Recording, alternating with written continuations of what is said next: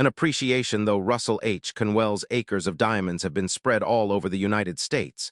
Time and care have made them more valuable, and now that they have been reset in black and white by their discoverer, they are to be laid in the hands of a multitude for their enrichment. In the same case with these gems, there is a fascinating story of the master jeweler's lifework, which splendidly illustrates the ultimate unit of power by showing what one man can do in one day and what one life is worth to the world. As his neighbor and intimate friend in Philadelphia for 30 years, I am free to say that Russell H. Conwell's tall, manly figure stands out in the state of Pennsylvania as its first citizen and the big brother of its 7 millions of people. From the beginning of his career, he has been a credible witness in the court of public works to the truth of the strong language of the New Testament parable where it says, "If ye have faith as a grain of mustard seed, ye shall say unto this mountain, Remove hence to yonder place, and it shall remove, and nothing shall be impossible unto you." As a student, schoolmaster, lawyer, preacher, organizer, thinker and writer, lecturer, educator, diplomat, and leader of men, he has made his mark on his city and state, and the times in which he has lived. A man dies, but his good work lives. His ideas, ideals, and enthusiasms have inspired tens of thousands of lives. A book full of the energetics of a master workman is just what every young man cares for. 1915. Acres of Diamonds Friends. This lecture has been delivered under these circumstances.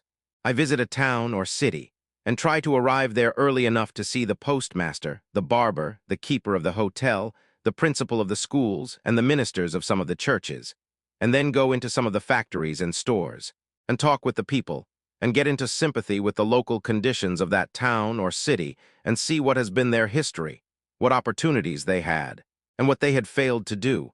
And every town fails to do something, and then go to the lecture and talk to those people about the subjects which applied to their locality. Acres of Diamonds, the idea, has continuously been precisely the same. The idea is that in this country of ours, every man has the opportunity to make more of himself than he does in his own environment, with his own skill, with his own energy, and with his own friends. RUSSELLHCONWLL. Acres of Diamonds. When going down the Tigris and Euphrates rivers many years ago with a party of English travelers, I found myself under the direction of an old Arab guide whom we hired up at Baghdad. And I have often thought how that guide resembled our barbers in certain mental characteristics. He thought that it was not only his duty to guide us down those rivers and do what he was paid for doing, but also to entertain us with stories curious and weird, ancient and modern, strange and familiar. Many of them I have forgotten, and I am glad I have, but there is one I shall never forget. The old guide was leading my camel by its halter along the banks of those ancient rivers, and he told me story after story until I grew weary of his storytelling and ceased to listen. I have never been irritated with that guide when he lost his temper as I ceased listening. But I remember that he took off his Turkish cap and swung it in a circle to get my attention. I could see it through the corner of my eye, but I determined not to look straight at him for fear he would tell another story. But although I am not a woman, I did finally look, and as soon as I did he went right into another story. Said he, "I will tell you a story now which I reserve for my particular friends." When he emphasized the words particular friends, I listened, and I have ever been glad I did. I really feel devoutly thankful that there are 1674 young men who have been carried through college by this. The old guide told me that there once lived not far from the river Indus an ancient Persian by the name of Ali Haft. He said that Ali Haft owned a very large farm, that he had orchards, grain fields, and gardens, that he had money at interest, and was a wealthy and contented man. He was contented because he was wealthy, and wealthy because he was contented. One day there visited that old Persian farmer one of those ancient Buddhist priests, one of the wise men of the East. He sat down by the fire and told the old farmer how this world of ours was made. He said that this world was once a mere bank of fog, and that the Almighty thrust his finger into this bank of fog, and began slowly to move his finger around, increasing the speed until at last he whirled this bank of fog into a solid ball of fire. Then it went rolling through the universe, burning its way through other banks of fog and condensed the moisture without, until it fell in floods of rain upon its hot surface and cooled the outward crust. Then the internal fires bursting outward through the crust threw up the mountains and hills, the valleys, the plains and prairies of this wonderful world of ours. If this internal molten mass came bursting out and cooled very quickly, it became granite. Less quickly copper, less quickly silver, less quickly gold, and after gold, diamonds were made. Said the old priest, a diamond is a congealed drop of sunlight. Now that is literally scientifically true, that a diamond is an actual deposit of carbon from the sun. The old priest told Ali Haft that if he had one diamond the size of his thumb, he could purchase the county. And if he had a mine of diamonds, he could place his children upon thrones through the influence of their great wealth. Ali Haft heard all about diamonds, how much they were worth, and went to his bed that night a poor man. He had not lost anything, but he was poor because he was discontented, and discontented because he feared he was poor. He said, "I want a mine of diamonds," and he lay awake all night. Early in the morning he sought out the priest. I know by experience that a priest is very cross when awakened early in the morning, and when he shook that old priest out of his dreams, Ali Haft said to him, "Will you tell me where I can find diamonds? Diamonds? What do you want with diamonds? Why, I wish to be immensely rich." "Well, then, go along and find them. That is all you have to do. Go and find them, and then you have them." "But I don't know where to go." "Well, if you will find a river that runs through white sands between high mountains, in those white sands you will always find diamonds." "I don't believe there is any such river." "Oh yes, there are plenty of them. All you have to do is to go and find them, and then you have them," said Ali Haft. "I will go." So he sold his farm, collected his money, left his family in charge of a neighbor, and away he went in search of diamonds. He began his search, very properly to my mind, at the mountains of the moon. Afterward he came around into Palestine, then wandered on into Europe, and at last, when his money was all spent and he was in rags, wretchedness, and poverty, he stood on the shore of that bay at Barcelona in Spain, when a great tidal wave came rolling in between the pillars of Hercules, and the poor, afflicted, suffering, dying man could not resist the awful temptation to cast himself into that incoming tide, and he sank beneath its foaming crest, never to rise in this life again. When that old guide had told me that awfully sad story, he stopped the camel I was riding on and went back to fix the baggage that was coming off another camel. And I had an opportunity to muse over his story while he was gone. I remember saying to myself, why did he reserve that story for his particular friends? There seemed to be no beginning, no middle, no end, nothing to it. That was the first story I had ever heard told in my life, and would be the first one I ever read, in which the hero was killed in the first chapter. I had but one chapter of that story, and the hero was dead. When the guide came back and took up the halter of my camel, he went right ahead with the man who purchased Ali Haft's farm one day led his camel into the garden to drink. And as that camel put its nose into the shallow water of that garden brook, Ali Haft's successor noticed a curious flash of light from the white sands of the stream. He pulled out a black stone having an eye of light reflecting all the hues of the rainbow. He took the pebble into the house and put it on the mantle which covers the central fires and forgot all about it. A few days later, this same old priest came in to visit Ali Haft's successor, and the moment he opened that drawing-room door, he saw that flash of light on the mantle, and he rushed up to it and shouted, "Here is a diamond. Has Ali Haft returned?" "Oh no, Ali Haft has not returned, and that is not a diamond. That is nothing but a stone we found right out here in our own garden." "But," said the priest, "I tell you I know a diamond when I see it. I know positively that is a diamond." Then together they rushed out into that old garden and stirred up the white sands with their fingers, and lo, there came up other more— said the guide to me, "and friends, it is historically true, was discovered the diamond mine of Golconda, the most magnificent diamond mine in all the history of mankind, excelling the Kimberley itself. The Koh-i-Noor and the Orloff of the crown jewels of England and Russia, the largest on earth, came from that mine." When that old Arab guide told me the second chapter of his story, he then took off his Turkish cap and swung it around in the air again to get my attention to the moral. Those Arab guides have morals to their stories, although they are not always moral.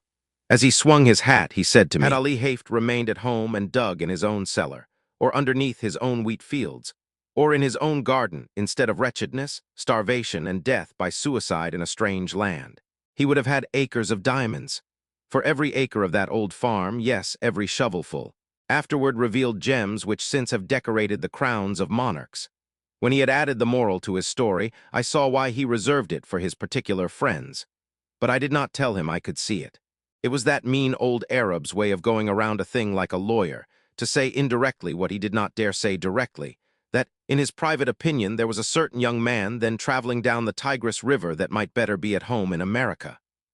I did not tell him I could see that, but I told him his story. I told him of a man out in California in 1847 who owned a ranch.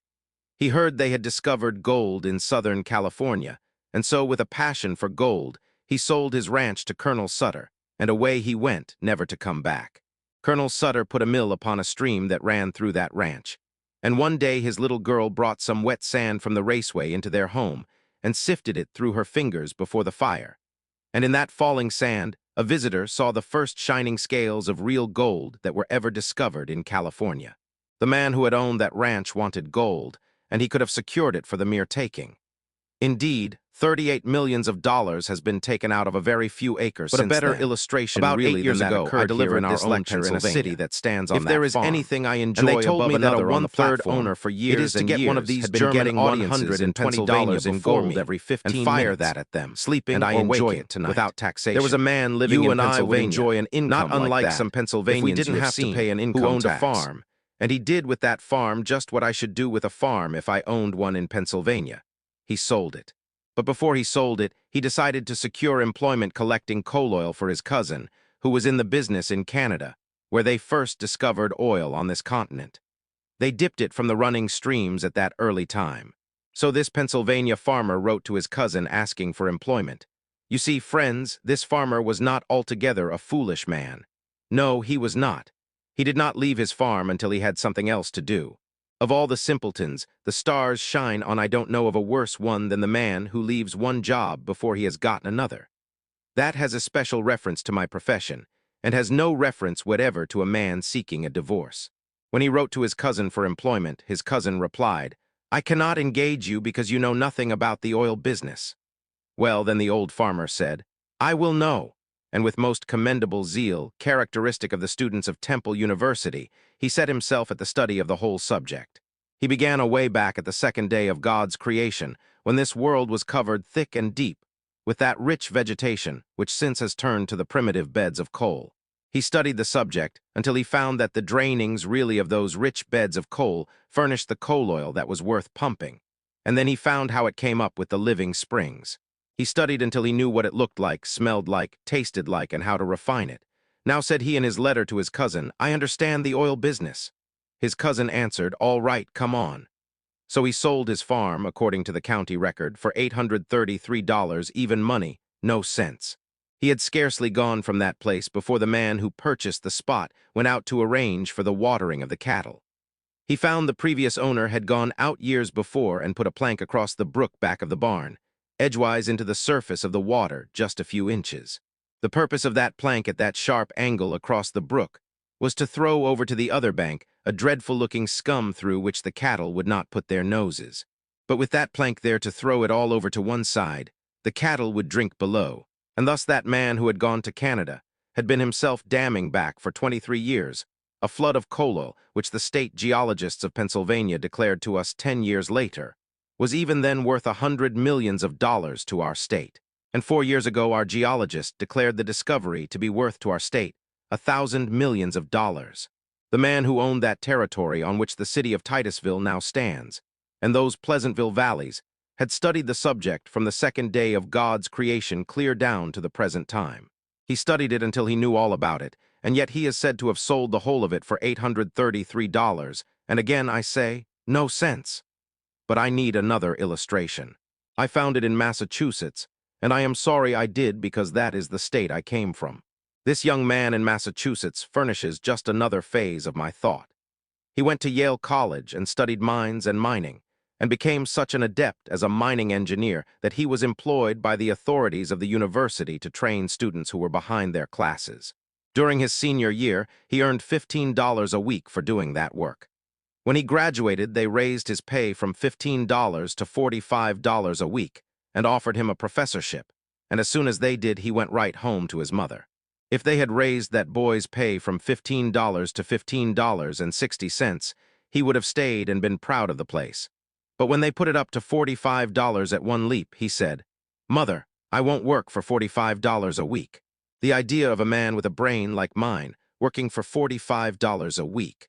Let's go out in California and stake out gold mines and silver mines and be immensely rich," said his mother. "Now, Charlie, it is just as well to be happy as it is to be rich."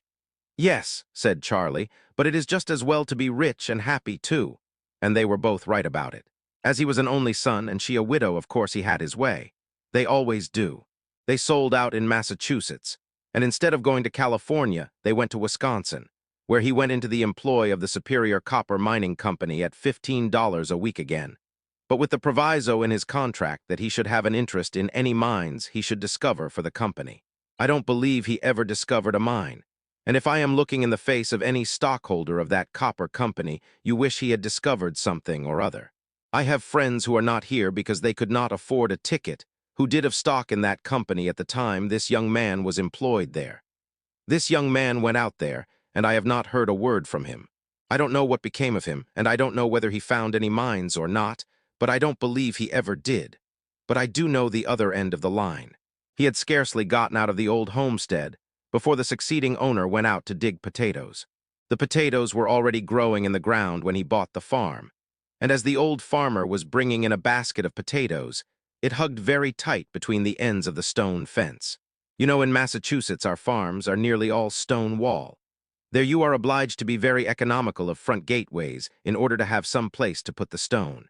When that basket hugged so tight, he set it down on the ground, and then dragged on one side and pulled on the other side. And as he was dragging that basket through, this farmer noticed in the upper and outer corner of that stone wall, right next the gate, a block of native silver 8 inches square. That professor of mines, mining, and mineralogy, who knew so much about the subject that he would not work for $45 a week, when he sold that homestead in Massachusetts, sat right on that silver to make the bargain. He was born on that homestead, was brought up there, and had gone back and forth rubbing the stone with his sleeve until it reflected his countenance, and seemed to say, "Here is $100,000 right down here just for the taking." But he would not take it. It was in a home in Newburyport, Massachusetts, and there was no silver there, all a way off. Well, I don't know where, and he did not, but somewhere else, and he was a professor of mineralogy. My friends, that mistake is very universally made, and why should we even smile at him? I often wonder what has become of him.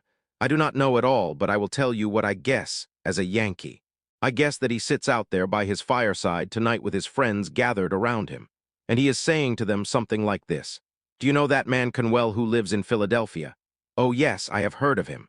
Do you know that man Jones that lives in Philadelphia? Yes, I have heard of him too." Then he begins to laugh and shakes his sides and says to his friends, "Well, they have done just the same thing I did, precisely, and that spoils the whole joke. For you and I have done the same thing he did. And while we sit here and laugh at him, he has a better right to sit out there and laugh at us. I know I have made the same mistakes, but of course, that does not make any difference, because we don't expect the same man to preach and practice, too. As I come here tonight and look around this audience, I am seeing again what through these 50 years I have continually seen, men that are making precisely that same mistake. I often wish I could see the younger people, and would that the academy had been filled tonight with our high school scholars and our grammar school scholars, that I could have them to talk to. While I would have preferred such an audience as that, because they are most susceptible, as they have not grown up into their prejudices as we have. They have not gotten into any custom that they cannot break. They have not met with any failures as we have. And while I could perhaps do such an audience as that more good than I can do grown-up people, yet I will do the best I can with the material I have. I say to you that you have acres of diamonds in Philadelphia right where you now live. Oh, but you will say, you cannot know much about your city if you think there are any acres of diamonds here. I was greatly interested in that account in the newspaper of the young man who found that diamond in North Carolina. It was one of the purest diamonds that has ever been discovered, and it has several predecessors near the same locality. I went to a distinguished professor in mineralogy and asked him where he thought those diamonds came from. The professor secured the map of the geologic formations of our continent and traced it. He said it went either through the underlying carboniferous strata adapted for such production, westward through Ohio and the Mississippi, or in more probability came eastward through Virginia and up the shore of the Atlantic Ocean. It is a fact that the diamonds were there, for they have been discovered and sold, and that they were carried down there during the drift period from some northern locality. Now who can say but some person going down with his drill in Philadelphia will find some trace of a diamond mine yet down here. Oh, friends, you cannot say that you are not over one of the greatest diamond mines in the world, for such a diamond as that only comes from the most profitable mines that are found on Earth. But it serves simply to illustrate my thought, which I emphasize by saying if you do not have the actual diamond mines literally, you have all that they would be good for to you. Because now that the Queen of England has given the greatest compliment ever conferred upon American woman for her attire, because she did not appear with any jewels at all at the late reception in England. It has almost done away with the use of diamonds anyhow. All you would care for would be the few you would wear if you wished to be modest, and the rest you would sell for money.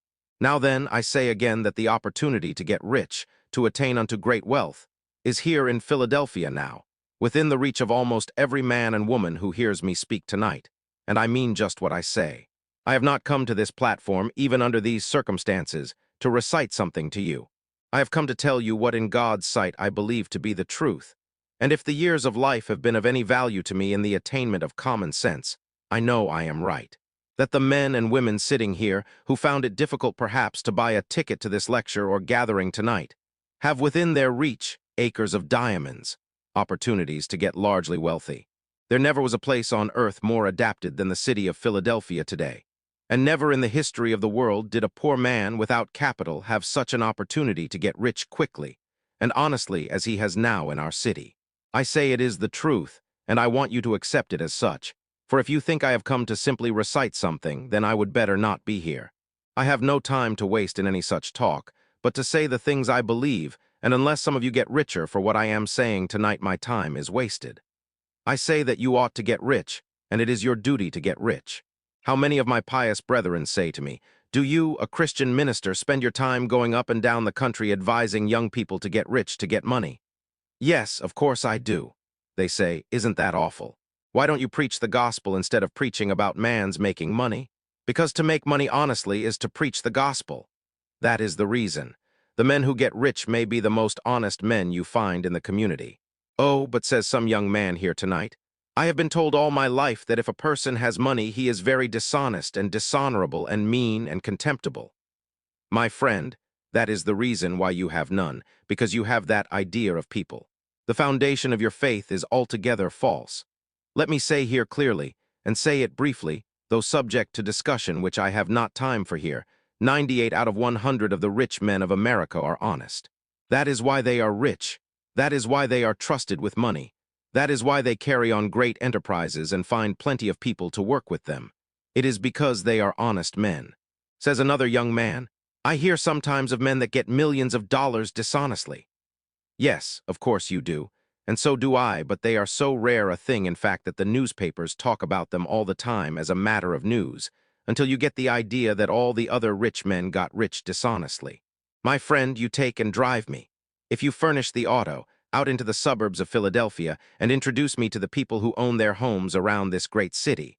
Those beautiful homes with gardens and flowers, those magnificent homes so lovely in their art. And I will introduce you to the very best people in character as well as in enterprise in our city, and you know I will. A man is not really a true man until he owns his own home, and they that own their homes are made more honorable and honest and pure, and true and economical and careful by owning the home. For a man to have money, even in large sums, is not an inconsistent thing.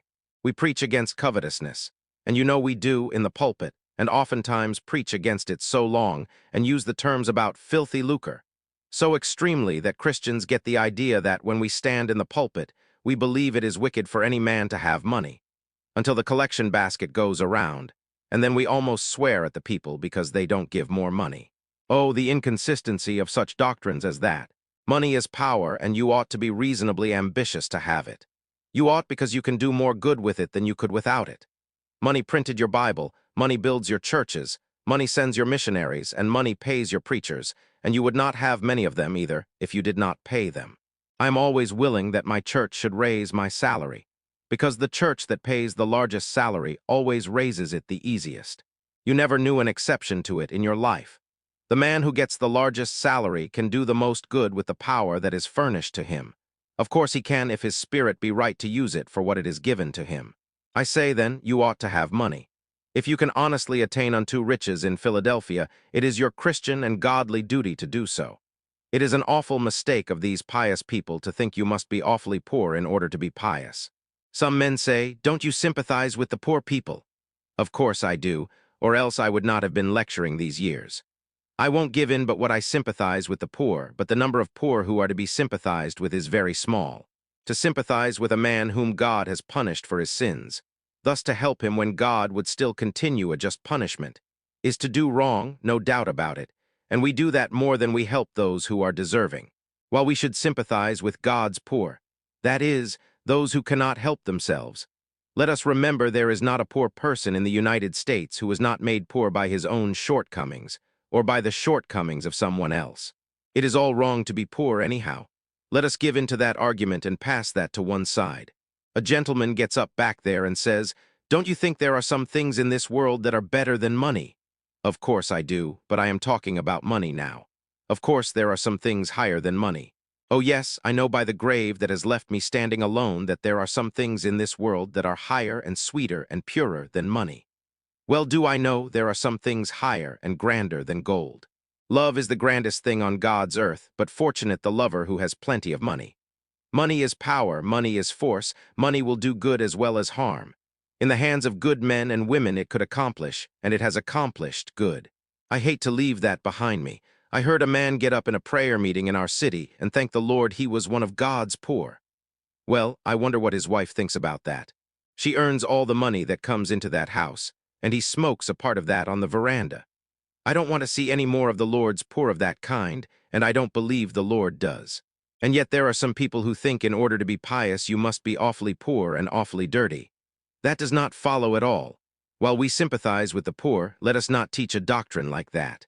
Yet the age is prejudiced against advising a Christian man, or, as a Jew would say, a godly man from attaining unto wealth. The prejudice is so universal, and the years are far enough back, I think, for me to safely mention that years ago up at Temple University, there was a young man in our theological school who thought he was the only pious student in that department. He came into my office one evening and sat down by my desk and said to me, "Mr. President, I think it is my duty, sir, to come in and labor with you." "What has happened now?" said he. "I heard you say at the academy at the Pear School commencement that you thought it was an honorable ambition for a young man to desire to have wealth, and that you thought it made him temperate, made him anxious to have a good name, and made him industrious. You spoke about man's ambition, to have money helping to make him a good man. Sir, I have come to tell you the Holy Bible says that money is the root of all evil." I told him I had never seen it in the Bible, and advised him to go out into the chapel and get the Bible, and show me the place. So out he went for the Bible, and soon he stalked into my office with the Bible open, with all the bigoted pride of the narrow sectarian, or of one who founds his Christianity on some misinterpretation of Scripture. He flung the Bible down on my desk and fairly squealed into my ear. "There it is, Mr. President. You can read it for yourself." I said to him, "Well, young man, you will learn when you get a little older that you cannot trust another denomination to read the Bible for you. You belong to another denomination.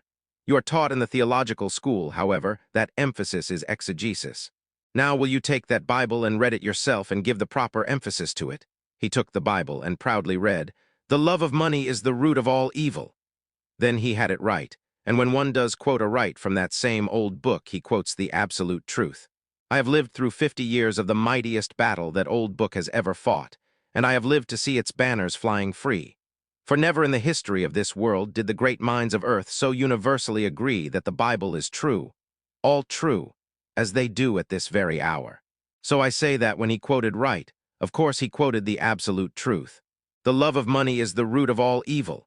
He who tries to attain unto it too quickly or dishonestly will fall into many snares, no doubt about that. The love of money, what is that? It is making an idol of money, and idolatry pure and simple everywhere is condemned by the Holy Scriptures and by man's common sense. The man that worships the dollar instead of thinking of the purposes for which it ought to be used. The man who idolizes simply money. The miser that hoards his money in the cellar, or hides it in his stocking, or refuses to invest it where it will do the world good. That man who hugs the dollar until the eagle squeals has in him the root of all evil. I think I will leave that behind me now and answer the question of nearly all of you who are asking, is there opportunity to get rich in Philadelphia? Well now, how simple a thing it is to see where it is. and the instant you see where it is yours. Some old gentleman gets up back there and says, "Mr. Conwell, have you lived in Philadelphia for 31 years and don't know that the time has gone by when you can make anything in this city?" "No, I don't think it is." "Yes, it is. I have tried it." "What business are you in?" "I kept a store here for 20 years and never made over $1,000 in the whole 20 years." "Well, then, you can measure the good you have been to this city by what this city has paid you, because a man can judge very well what he is worth by what he receives. That is, in what he is to the world at this time. If you have not made over $1,000 in 20 years in Philadelphia, it would have been better for Philadelphia if they had kicked you out of the city 19 years and 9 months ago. A man has no right to keep a store in Philadelphia 20 years and not make at least $500,000, even though it be a corner grocery uptown. You say, "You cannot make $5,000 in a store now." Oh, my friends, if you will just take only 4 blocks around you and find out what the people want and what you ought to supply and set them down with your pencil, and figure up the profits you would make if you did supply them, you would very soon see it. There is wealth right within the sound of your voice. Someone says, "You don't know anything about business. A preacher never knows a thing about business." Well, then, I will have to prove that I am an expert. I don't like to do this, but I have to do it because my testimony will not be taken if I am not an expert. My father kept a country store, and if there is any place under the stars where a man gets all sorts of experience in every kind of mercantile transactions, it is in the country store. I am not proud of my experience, but sometimes when my father was away, he would leave me in charge of the store, though fortunately for him that was not very often. But this did occur many times, friends. A man would come in the store and say to me, "Do you keep jackknives?" "No, we don't keep jackknives," and I went off whistling a tune. What did I care about that man anyhow? Then another farmer would come in and say, "Do you keep jackknives?" "No, we don't keep jackknives." Then I went away and whistled another tune. Then a third man came right in the same door and said, "Do you keep jackknives?" "No." "Why is everyone around here asking for jackknives? Do you suppose we are keeping this store to supply the whole neighborhood with jackknives? Do you carry on your store like that in Philadelphia?" The difficulty was I had not then learned that the foundation of godliness and the foundation principle of success in business are both the same precisely. The man who says, "I cannot carry my religion into business," advertises himself either as being an imbecile in business, or on the road to bankruptcy, or a thief, one of the three, sure. He will fail within a very few years. He certainly will if he doesn't carry his religion into business. If I had been carrying on my father's store on a Christian plan, godly plan, I would have had a jackknife for the third man when he called for it. Then I would have actually done him a kindness, and I would have received a reward myself, which it would have been my duty to take. There are some overpious Christian people who think if you take any profit on anything you sell that you are an unrighteous man. On the contrary, you would be a criminal to sell goods for less than they cost. You have no right to do that. You cannot trust a man with your money who cannot take care of his own. You cannot trust a man in your family that is not true to his own wife. You cannot trust a man in the world that does not begin with his own heart, his own character, and his own life. It would have been my duty to have furnished a jackknife to the third man, or the second, and to have sold it to him and actually profited myself. I have no more right to sell goods without making a profit on them than I have to overcharge him dishonestly beyond what they are worth. But I should so sell each bill of goods that the person to whom I sell shall make as much as I make. To live and let live is the principle of the gospel and the principle of everyday common sense. Oh, young man, hear me. Live as you go along. Do not wait until you have reached my years before you begin to enjoy anything of this life. If I had the millions back, or 50 cents of it, which I have tried to earn in these years, it would not do me anything like the good that it does me now in this almost sacred presence tonight.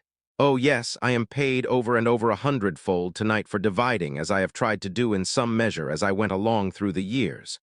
I ought not speak that way. It sounds egotistic, but I am old enough now to be excused for that. I should have helped my fellow men, which I have tried to do, and everyone should try to do and get the happiness of it. The man who goes home with the sense that he has stolen $1 that day, that he has robbed a man of what was his honest due, is not going to sweet rest. He arises tired in the morning and goes with an unclean conscience to his work the next day. He is not a successful man at all, although he may have laid up millions.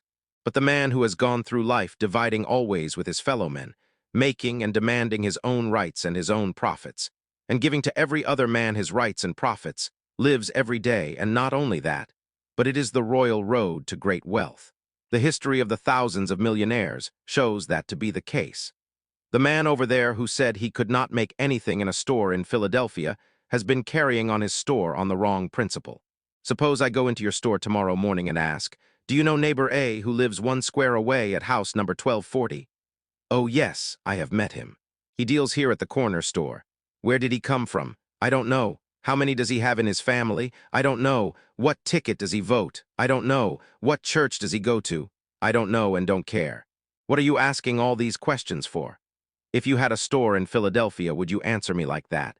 If so, then you are conducting your business just as I carried on my father's business in Worthington, Massachusetts. You don't know where your neighbor came from when he moved to Philadelphia, and you don't care. If you had cared, you would be a rich man now. If you had cared enough about him to take an interest in his affairs, to find out what he needed, you would have been rich. But you go through the world saying, "No opportunity to get rich," and there is the fault right at your own door. But another young man gets up over there and says, "I cannot take up the mercantile business." While I am talking of trade, it applies to every occupation. Why can't you go into the mercantile business? Because I haven't any capital. Oh, the weak and dudeish creature that can't see over its collar. It makes a person weak to see these little dudes standing around the corners and saying, "Oh, if I had plenty of capital, how rich I would get." Young man, do you think you are going to get rich on capital? Certainly. Well, I say, certainly not. If your mother has plenty of money and she will set you up in business, you will set her up in business, supplying you with capital. The moment a young man or woman gets more money than he or she has grown to by practical experience, that moment he has got a curse. It is no help to a young man or woman to inherit money. It is no help to your children to leave them money. But if you leave them education, if you leave them Christian and noble character, if you leave them a wide circle of friends, if you leave them an honorable name, it is far better than that they should have money. It would be worse for them, worse for the nation, that they should have any money at all. Oh, young man, if you have inherited money, don't regard it as a help. It will curse you through your years and deprive you of the very best things of human life. There is no class of people to be pitied so much as the inexperienced sons and daughters of the rich of our generation. I pity the rich man's son. He can never know the best things in life. One of the best things in our life is when a young man has earned his own living, and when he becomes engaged to some lovely young woman and makes up his mind to have a home of his own. Then with that same love comes also that divine inspiration toward better things, and he begins to save his money. He begins to leave off his bad habits and put money in the bank. When he has a few $100s, he goes out in the suburbs to look for a home. He goes to the savings bank, perhaps, for half of the value, and then goes for his wife. And when he takes his bride over the threshold of that door for the first time, he says in words of eloquence my voice can never touch, "I have earned this home myself. It is all mine, and I divide with thee."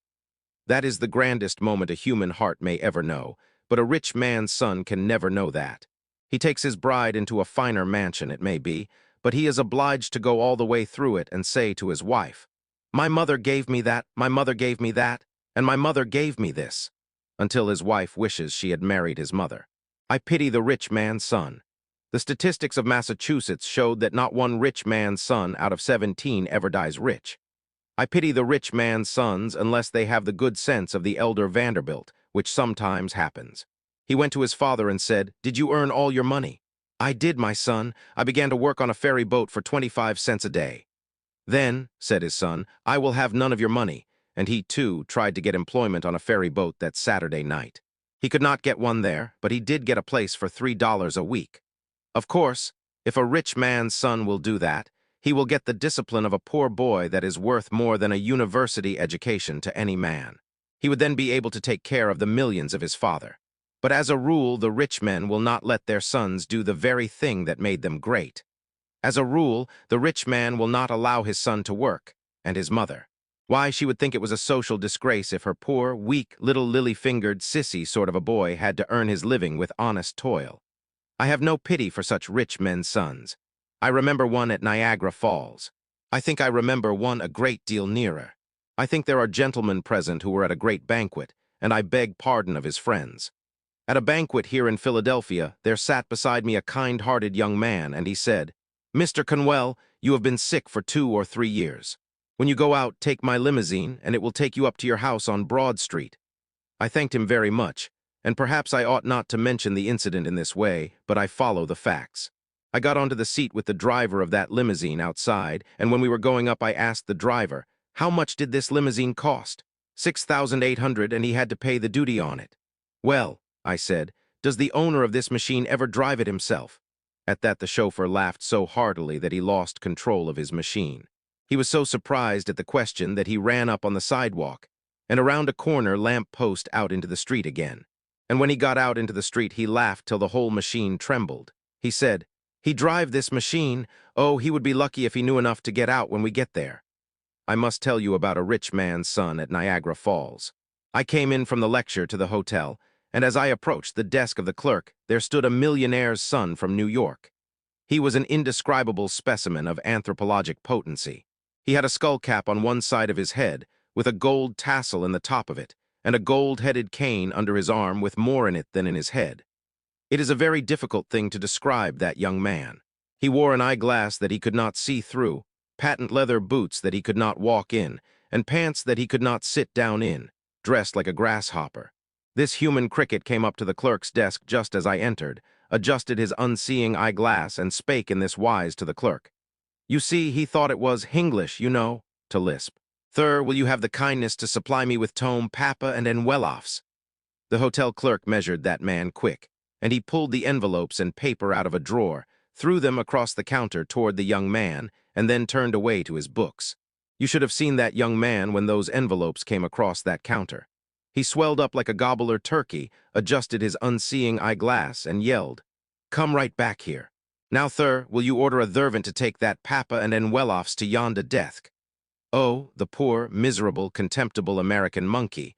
He could not carry paper and envelopes 20 feet. I suppose he could not get his arms down to do it. I have no pity for such travesties upon human nature. If you have not capital, young man, I am glad of it. What you need is common sense, not copper cents. The best thing I can do is to illustrate by actual facts well known to you all.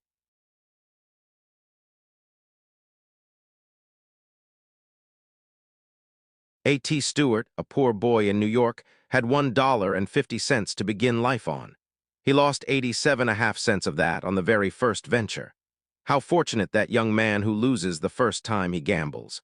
That boy said, "I will never gamble again in business," and he never did. How came he to lose 87.5 cents? You probably all know the story how he lost it.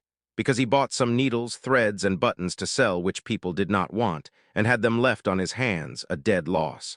Said the boy, "I will not lose any more money in that way." Then he went around first to the doors and asked the people what they did want. Then, when he had found out what they wanted, he invested his 62.5 cents to supply a known demand. Study it wherever you choose. In business, in your profession, in your housekeeping, whatever your life, that one thing is the secret of success. You must first know the demand. You must first know what people need, and then invest yourself where you are most needed. A.T. Stewart went on that principle until he was worth what amounted afterward to $40 millions, owning the very store in which Mr. Wanamaker carries on his great work in New York. His fortune was made by his losing something, which taught him the great lesson that he must only invest himself or his money in something that people need. When will you salesmen learn it? When will you manufacturers learn that you must know the changing needs of humanity if you would succeed in life? Apply yourselves, all you Christian people, as manufacturers or merchants or workmen to supply that human need. It is a great principle as broad as humanity and as deep as the Scripture itself. The best illustration I ever heard was of John Jacob Astor. You know that he made the money of the Astor family when he lived in New York. He came across the sea in debt for his fare.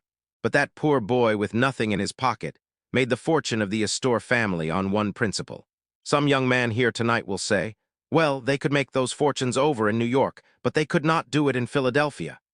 My friends, did you ever read that wonderful book of Riz? His memory is sweet to us because of his recent death, wherein is given his statistical account of the records taken in 1889 of 107 millionaires of New York. If you read the account, you will see that out of the 107 millionaires, only 7 made their money in New York. Out of the 107 millionaires worth $10 million in real estate then, 67 of them made their money in towns of less than 3,500 inhabitants. The richest man in this country today, if you read the real estate values, has never moved away from a town of 3,500 inhabitants. It makes not so much difference where you are as who you are. But if you cannot get rich in Philadelphia, you certainly cannot do it in New York. Now John Jacob Astor illustrated what can be done anywhere. He had a mortgage once on a millinery store, and they could not sell bonnets enough to pay the interest on his money. So he foreclosed that mortgage, took possession of the store, and went into partnership with the very same people in the same store with the same capital. He did not give them $1 of capital. They had to sell goods to get any money. Then he left them alone in the store just as they had been before, and he went out and sat down on a bench in the park in the shade. What was John Jacob Astor doing out there, and in partnership with people who had failed on his own hands? He had the most important, and to my mind, the most pleasant part of that partnership on his hands. For as John Jacob Astor sat on that bench, he was watching the ladies as they went by. And where is the man who would not get rich at that business? As he sat on the bench, if a lady passed him with her shoulders back and head up, and looked straight to the front, as if she did not care if all the world did gaze on her, then he studied her bonnet, and by the time it was out of sight, he knew the shape of the frame, the color of the trimmings, and the crinklings in the feather. I sometimes try to describe a bonnet, but not always. I would not try to describe a modern bonnet. Where is the man that could describe one? This aggregation of all sorts of driftwood stuck on the back of the head, or the side of the neck, like a rooster with only one tail feather left. But in John Jacob Astor's day, there was some art about the millinery business, and he went to the millinery store and said to them, "Now put into the show window just such a bonnet as I described to you, because I have already seen a lady who likes such a bonnet. Don't make up any more until I come back." Then he went out and sat down again, and another lady passed him of a different form, of different complexion, with a different shape and color of bonnet. "Now," said he, "put such a bonnet as that in the show window." He did not fill his show window uptown with a lot of hats and bonnets to drive people away, and then sit on the back stairs and bawl because people went to Wanamaker's to trade. He did not have a hat or a bonnet in that show window, but what some lady liked before it was made up.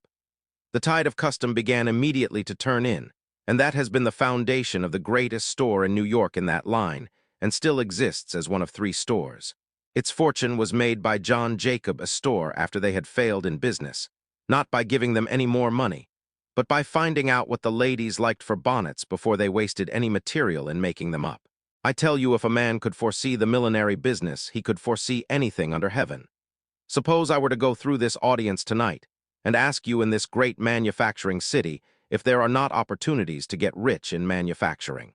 "Oh yes," some young man says, "there are opportunities here still if you build with some trust, and if you have 2 or 3 millions of dollars to begin with as capital." Young man, the history of the breaking up of the trusts by that attack upon big business is only illustrating what is now the opportunity of the smaller man.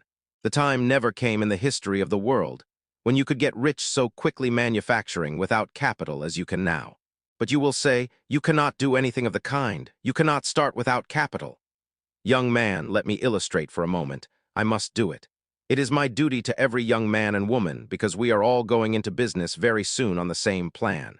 Young man, remember, if you know what people need, you have gotten more knowledge of a fortune than any amount of capital can give you. There was a poor man out of work living in Hingham, Massachusetts. He lounged around the house until one day his wife told him to get out and work, and as he lived in Massachusetts, he obeyed his wife. He went out and sat down on the shore of the bay and whittled a soaked shingle into a wooden chain.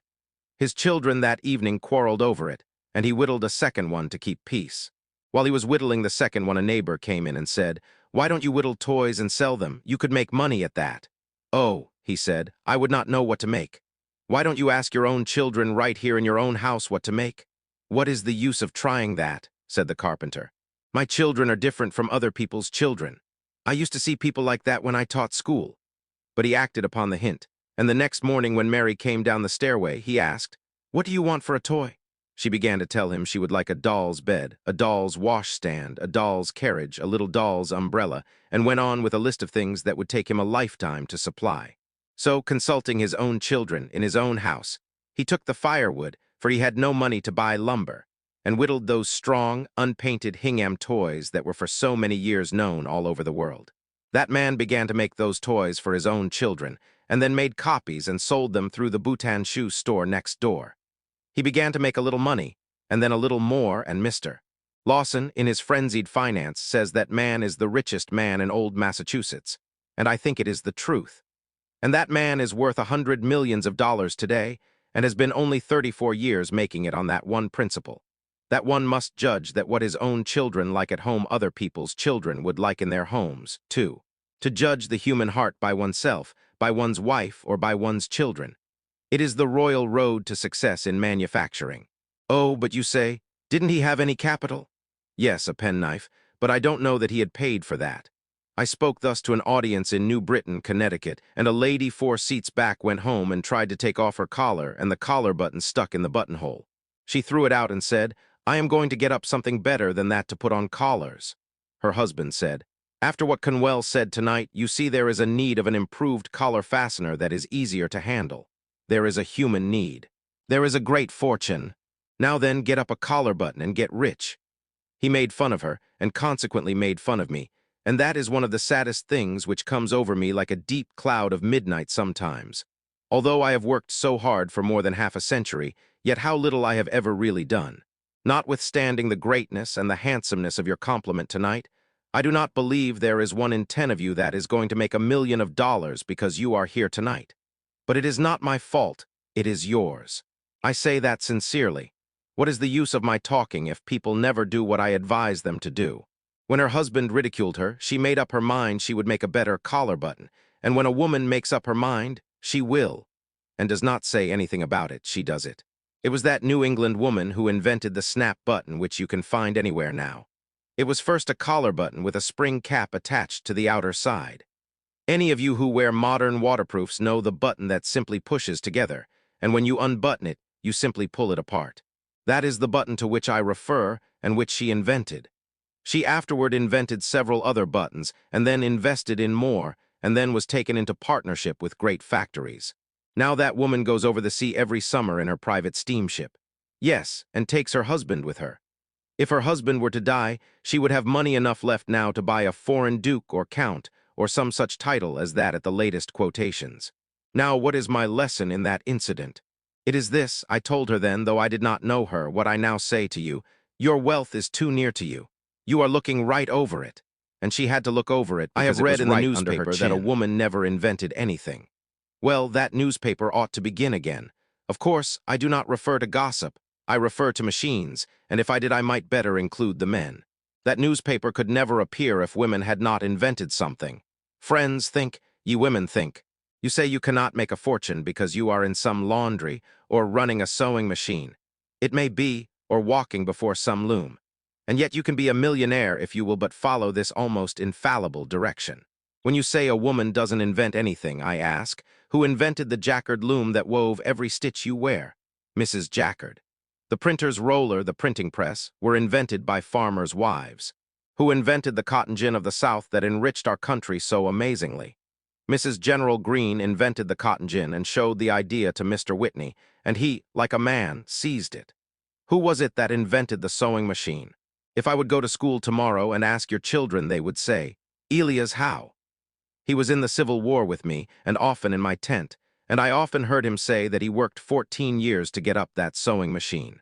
But his wife made up her mind one day that they would starve to death if there wasn't something or other invented pretty soon, and so in 2 hours she invented the sewing machine.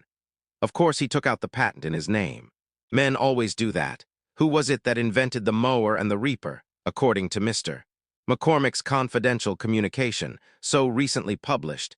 It was a West Virginia woman who, after his father and he had failed altogether in making a reaper and gave it up, took a lot of shears and nailed them together on the edge of a board, with one shaft of each pair loose, and then wired them so that, when she pulled the wire one way it closed them, and when she pulled the wire the other way it opened them. And there she had the principle of the mowing machine. If you look at a mowing machine, you will see it is nothing but a lot of shears.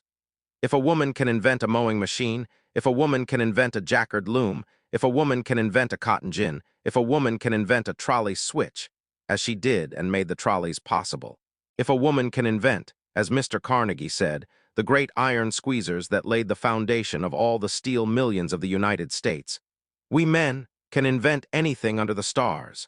I say that for the encouragement of the men, who are the great inventors of the world. Again, this lesson comes before us. The great inventor sits next to you, or you are the person yourself. Oh, but you will say, I have never invented anything in my life. Neither did the great inventors until they discovered one great secret. Do you think it is a man with a head like a bushel measure or a man like a stroke of lightning? It is neither. The really great man is a plain, straightforward, everyday, common-sense man. You would not dream that he was a great inventor if you did not see something he had actually done. His neighbors do not regard him so great. You never see anything great over your back fence. You say there is no greatness among your neighbors. It is all away off somewhere else. Their greatness is ever so simple, so plain, so earnest, so practical, that the neighbors and friends never recognize it. True greatness is often unrecognized. That is sure. You do not know anything about the greatest men and women. I went out to write the life of General Garfield, and a neighbor, knowing I was in a hurry, and as there was a great crowd around the front door, took me around to General Garfield's back door and shouted, "Jim! Jim!" And very soon Jim came to the door and let me in, and I wrote the biography of one of the grandest men of the nation. And yet he was just the same old Jim to his neighbor. If you know a great man in Philadelphia and you should meet him tomorrow, you would say, "How are you, Sam?" Or "Good morning, Jim." Of course you would. That is just what you would do. One of my soldiers in the Civil War had been sentenced to death, and I went up to the White House in Washington, sent there for the first time in my life, to see the president. I went into the waiting room and sat down with a lot of others on the benches, and the secretary asked one after another to tell him what they wanted. After the secretary had been through the line, he went in, and then came back to the door and motioned for me. I went up to that anteroom, and the secretary said, "That is the president's door right over there. Just rap on it and go right in." I never was so taken aback, friends, in all my life, never. The secretary himself made it worse for me, because he had told me how to go in and then went out another door to the left and shut that. There I was, in the hallway by myself before the President of the United States of America's door. I had been on fields of battle, where the shells did sometimes shriek and the bullets did sometimes hit me, but I always wanted to run. I have no sympathy with the old man who says, "I would just as soon march up to the cannon's mouth as eat my dinner." I have no faith in a man who doesn't know enough to be afraid when he is being shot at. I never was so afraid when the shells came around us at Antietam as I was when I went into that room that day. But I finally mustered the courage. I don't know how I ever did, and at arm's length tapped on the door. The man inside did not help me at all, but yelled out, "Come in and sit down." Well, I went in and sat down on the edge of a chair and wished I were in Europe, and the man at the table did not look up. He was one of the world's greatest men, and was made great by one single rule. Oh, that all the young people of Philadelphia were before me now, and I could say just this one thing, and that they would remember it. I would give a lifetime for the effect it would have on our city and on civilization. Abraham Lincoln's principle for greatness can be adopted by nearly all. This was his rule. Whatsoever he had to do at all, he put his whole mind into it and held it all there until that was all done. That makes men great almost anywhere. He stuck to those papers at that table and did not look up at me, and I sat there trembling. Finally, when he had put the string around his papers, he pushed them over to one side and looked over to me, and a smile came over his worn face. He said, "I am a very busy man and have only a few minutes to spare. Now tell me in the fewest words what it is you want." I began to tell him and mentioned the case, and he said, "I have heard all about it, and you do not need to say any more. Mr. Stanton was talking to me only a few days ago about that. You can go to the hotel and rest assured that the president never did sign an order to shoot a boy under 20 years of age, and never will. You can say that to his mother anyhow." Then he said to me, "How is it going in the field?" I said, "We sometimes get discouraged." And he said, "It is all right. We are going to win out now. We are getting very near the light. No man ought to wish to be president of the United States, and I will be glad when I get through. Then Tad and I are going out to Springfield, Illinois. I have bought a farm out there, and I don't care if I again earn only 25 cents a day. Tad has a mule team, and we are going to plant onions." Then he asked me, "Were you brought up on a farm?" I said, "Yes, in the Berkshire Hills of Massachusetts." He then threw his leg over the corner of the big chair and said, "I have heard many a time, ever since I was young, that up there in those hills you have to sharpen the noses of the sheep in order to get down to the grass between the rocks." He was so familiar, so everyday, so farmer-like, that I felt right at home with him at once. He then took hold of another roll of paper and looked up at me and said, "Good morning." I took the hint then and got up and went out. After I had gotten out, I could not realize I had seen the President of the United States at all. But a few days later, when still in the city, I saw the crowd pass through the East Room by the coffin of Abraham Lincoln. And when I looked at the upturned face of the murdered president, I felt then that the man I had seen such a short time before, who, so simple a man, so plain a man, was one of the greatest men that God ever raised up to lead a nation on to ultimate liberty. Yet he was only Old Abe to his neighbors. When they had the second funeral, I was invited among others, and went out to see that same coffin put back in the tomb at Springfield. Around the tomb stood Lincoln's old neighbors, to whom he was just Old Abe. Of course, that is all they would say. Did you ever see a man who struts around altogether too large to notice an ordinary working mechanic? Do you think he is great? He is nothing but a puffed-up balloon held down by his big feet. There is no greatness there. Who are the great men and women? My attention was called the other day to the history of a very little thing that made the fortune of a very poor man. It was an awful thing, and yet because of that experience he, not a great inventor or genius, invented the pin that now is called the safety pin, and out of that safety pin made the fortune of one of the great aristocratic families of this nation. A poor man in Massachusetts who had worked in the nail works was injured at 38, and he could earn but little money. He was employed in the office to rub out the marks on the bills made by pencil memorandums, and he used a rubber until his hand grew tired. He then tied a piece of rubber on the end of a stick and worked it like a plane. His little girl came and said, "Why, you have a patent, haven't you?"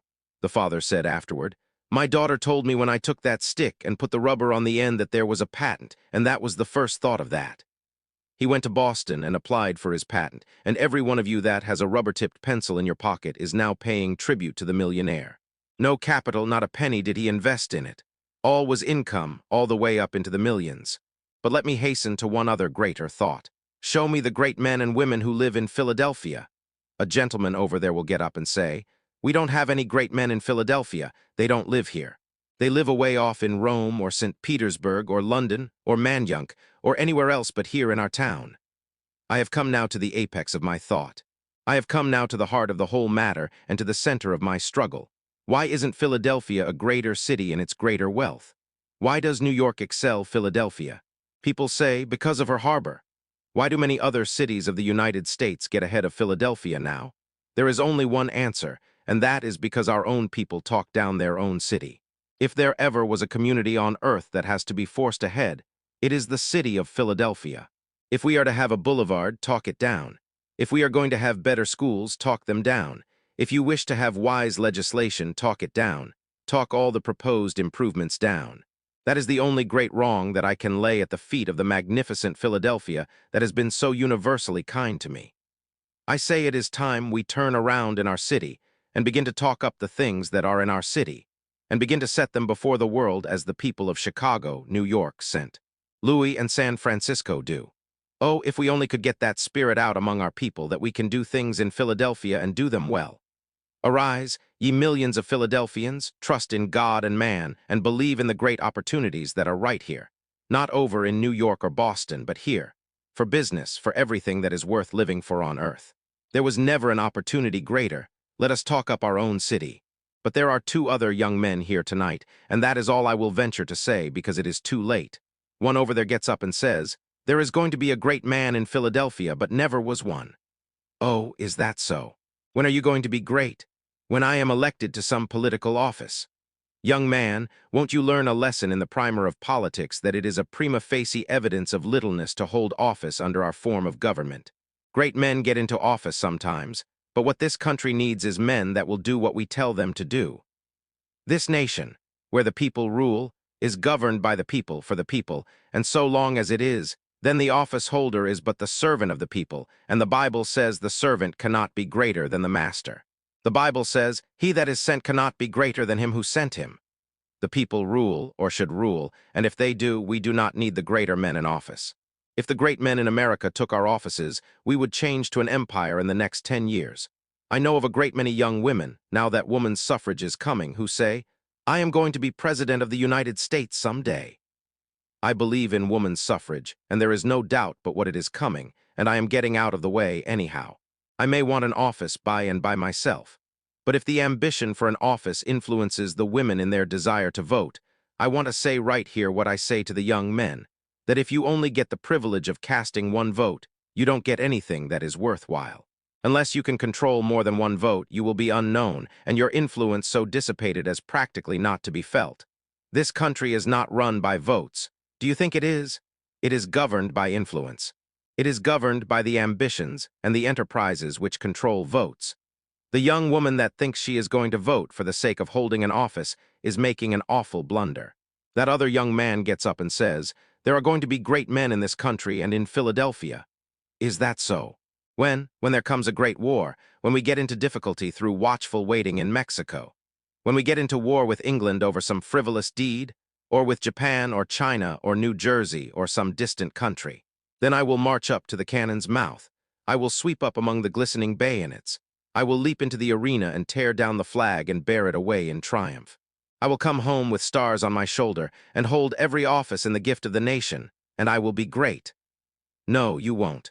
You think you are going to be made great by an office, but remember that if you are not great before you get the office, you won't be great when you secure it. It will only be a burlesque in that shape. We had a peace jubilee here after the Spanish War. Out west, they don't believe this because they said, Philadelphia would not have heard of any Spanish War until 50 years hence. Some of you saw the procession go up Broad Street. I was away, but the family wrote to me that the tally-ho coach with Lieutenant Hobson upon it stopped right at the front door and the people shouted, "Hurrah for Hobson!" And if I had been there, I would have yelled too, because he deserves much more of his country than he has ever received. But suppose I go into school and say, "Who sunk the Merrimac at Santiago?"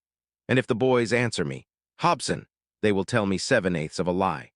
There were 7 other heroes on that steamer, and they, by virtue of their position, were continually exposed to the Spanish fire, while Hobson, as an officer, might reasonably be behind the smokestack. You have gathered in this house your most intelligent people, and yet, perhaps, not one here can name the other 7 men. We ought not to so teach history. We ought to teach that, however humble a man's station may be, if he does his full duty in that place, he is just as much entitled to the American people's honor as is the king upon his throne. But we do not so teach. We are now teaching everywhere that the generals do all the fighting. I remember that, after the war, I went down to see General Robert E. Lee, that magnificent Christian gentleman of whom both North and South are now proud as one of our great Americans. The general told me about his servant, Rastus, who was an enlisted colored soldier. He called him in one day to make fun of him and said, "Rastus, I hear that all the rest of your company are killed, and why are you not killed?" Rastus winked at him and said, "'Cause when there is any fightin' goin' on, I stay back with the generals." I remember another illustration. I would leave it out but for the fact that when you go to the library to read this lecture, you will find this has been printed in it for 25 years. I shut my eyes, shut them close, and lo, I see the faces of my youth. Yes, they sometimes say to me, "Your hair is not white. You are working night and day without seeming ever to stop. You can't be old." But when I shut my eyes, like any other man of my years, oh, then come trooping back the faces of the loved and lost of long ago, and I know, whatever men may say, it is evening time. I shut my eyes now and look back to my native town in Massachusetts, and I see the cattle show ground on the mountaintop. I can see the horse sheds there.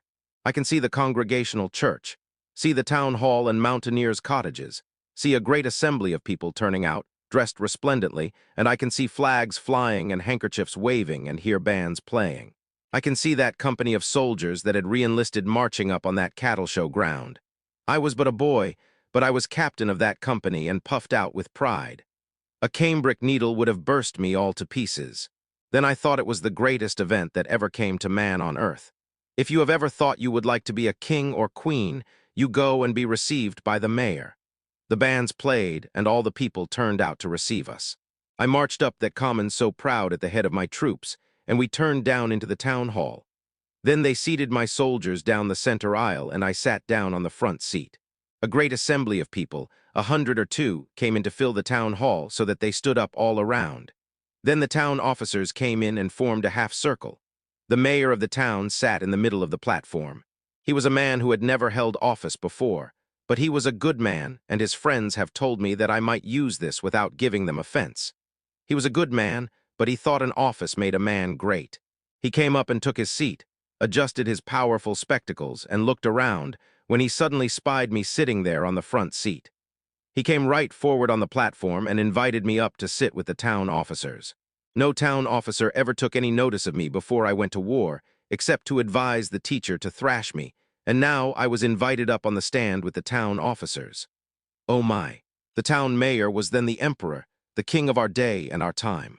As I came up on the platform, they gave me a chair about this far, I would say, from the front. When I had got seated, the chairman of the selectmen arose and came forward to the table, and we all supposed he would introduce the congregational minister, who was the only orator in town, and that he would give the oration to the returning soldiers. But friends, you should have seen the surprise which ran over the audience when they discovered that the old fellow was going to deliver that speech himself. He had never made a speech in his life, but he fell into the same error that hundreds of other men have fallen into. It seems so strange that a man won't learn he must speak his piece as a boy if he intends to be an orator when he is grown. But he seems to think all he has to do is to hold an office to be a great orator. So he came up to the front and brought with him a speech which he had learned by heart walking up and down the pasture where he had frightened the cattle. He brought the manuscript with him and spread it out on the table so as to be sure he might see it. He adjusted his spectacles and leaned over it for a moment and marched back on that platform, and then came forward like this: tramp, tramp, tramp. He must have studied the subject a great deal, when you come to think of it, because he assumed an elocutionary attitude. He rested heavily upon his left heel, threw back his shoulders, slightly advanced the right foot, opened the organs of speech, and advanced his right foot at an angle of 45. As he stood in that elocutionary attitude, friends, this is just the way that speech went. Some people say to me, "Don't you exaggerate." That would be impossible. But I am here for the lesson and not for the story, and this is the way it went. Fellow citizens, as soon as he heard his voice, his fingers began to go like that, his knees began to shake, and then he trembled all over. He choked and swallowed and came around to the table to look at the manuscript. Then he gathered himself up with clenched fists and came back. Fellow citizens, we are very happy, we are very happy, we are very happy. We are very happy to welcome back to their native town these soldiers who have fought and bled, and come back again to their native town. We are especially pleased to see with us today this young hero. That meant me. This young hero who in imagination, friends, remember he said that, if he had not said in imagination, I would not be egotistic enough to refer to it at all. This young hero who in imagination we have seen leading. We have seen leading his troops on to the deadly breach. We have seen his shining sword flashing in the sunlight as he shouted to his troops, "Come on!" Oh dear, dear, dear, how little that good man knew about war. If he had known anything about war at all, he ought to have known what any of my comrades here tonight will tell you is true, that it is next to a crime for an officer of infantry ever in time of danger to go ahead of his men. I, with my shining sword flashing in the sunlight, shouting to my troops, "Come on!" I never did it. Do you suppose I would get in front of my men to be shot in front by the enemy and in the back by my own men? That is no place for an officer. The place for the officer in actual battle is behind the line. How often, as a staff officer, I rode down the line when our men were suddenly called to the line of battle, and the rebel yells were coming out of the woods and shouted, "Officers to the rear! Officers to the rear!" Then every officer gets behind the line of private soldiers, and the higher the officer's rank, the farther behind he goes. Not because he is any the less brave, but because the laws of war require that. And yet he shouted, "I with my shining sword." In that house there sat the company of my soldiers who had carried that boy across the Carolina rivers that he might not wet his feet. Some of them had gone far out to get a pig or a chicken. Some of them had gone to death under the shell-swept pines in the mountains of Tennessee, yet in the good man's speech they were scarcely known. He did refer to them, but only incidentally. The hero of the hour was this boy. Did the nation owe him anything? No, nothing then and nothing now. Why was he the hero? Simply because that man fell into that same human error, that this boy was great because he was an officer and these were only private soldiers. Oh, I learned the lesson then that I will never forget so long, as the tongue of the bell of time continues to swing for me. Greatness consists not in the holding of some future office, but really consists in doing great deeds with little means and the accomplishment of vast purposes from the private ranks of life. To be great at all, one must be great here, now, in Philadelphia. He who can give to this city better streets and better sidewalks, better schools and more colleges, more happiness and more civilization, more of God, he will be great anywhere. Let every man or woman here, if you never hear me again, remember this, that if you wish to be great at all, you must begin where you are and what you are, in Philadelphia now. He that can give to his city any blessing, he who can be a good citizen while he lives here, he that can make better homes, he that can be a blessing whether he works in the shop or sits behind the counter or keeps house. Whatever be his life, he who would be great anywhere must first be great in his own Philadelphia. This was written over 100 years ago, yet it explains our lives today. This was written over 100 years ago, yet it explains our lives today. If this resonated with you, subscribe to Storyverse Classics for more timeless wisdom that still shapes the modern world.